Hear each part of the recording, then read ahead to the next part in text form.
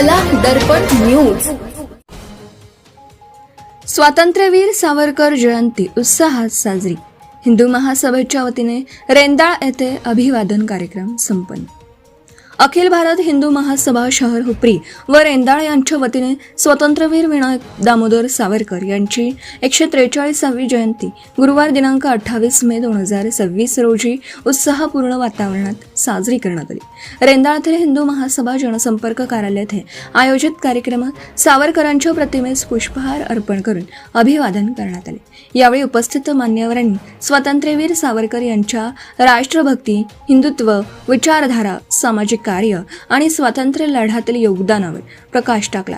लेखणी आणि क्रांतीच्या ज्वालांनी हिंदुस्थानाच्या स्वातंत्र्याचा दीप प्रज्वलित करणारे महान राष्ट्रभक्त अशा शब्दात सावरकरांना अभिवादन करण्यात आले.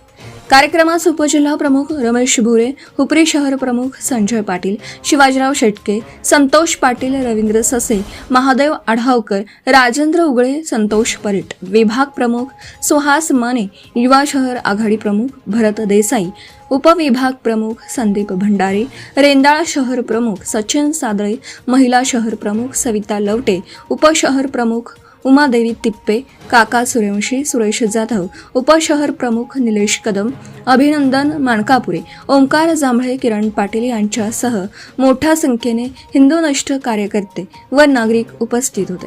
कार्यक्रमाच्या शेवटी जय हिंदू राष्ट्र व वंदे मातरम घोषणांनी परिसर दणाणून गेला.